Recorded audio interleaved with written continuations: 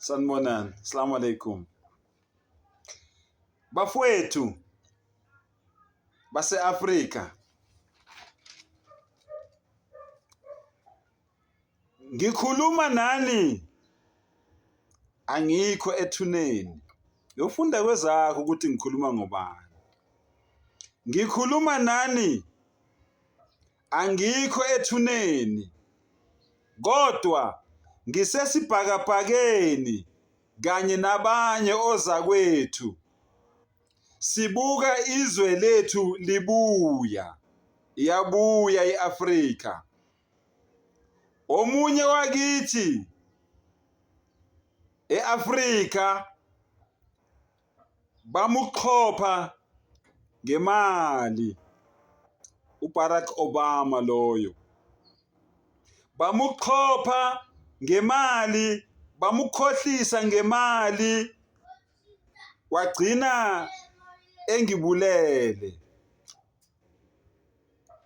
Kodwa ngeke ngikuthole ukuphumula ngize ngibone iAfrika, iElkabuleni, iKush ihlangene, ibumbene, imoya munye.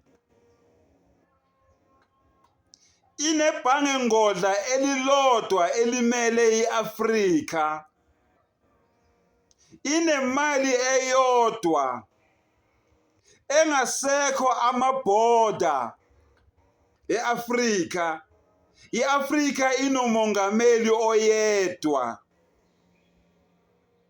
iAfrika ihlangene, i-enjoya noma ijatshuliswa umcebo wayo ukusukela eGibhithe ukuyofika eKapa. Engekho umuntu ohluphekayo eAfrika.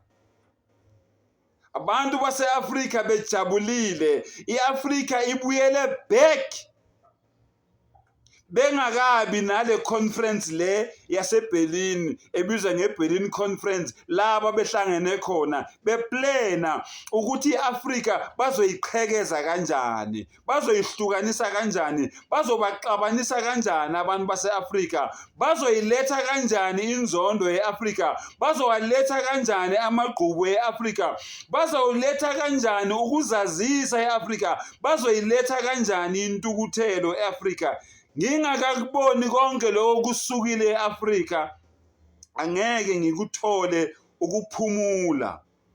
Kodwa ngifuna ukunitshela lokhu, ma-Afrika amahle, izohlangana iAfrika bethanda bengathandi. Iphupho lami liyafezeka manje ngoba umdali uselethe omunye owenza labo sathane abanezinyawo ezimbili bacimeze ngeso elilodwa. Uyofunda kwezakho. Ngiyanithembisa lokhu engakuqala yena uzokufeza. Mayibuye iAfrika, izwekazi lethu. Mayibuye iElkabuleni, mayibuye iKush. Elinye igama leAfrika lelo ngalazi. Uyofunda kwezakho ukuthi ngikhuluma ngobani. Ngiyabonga.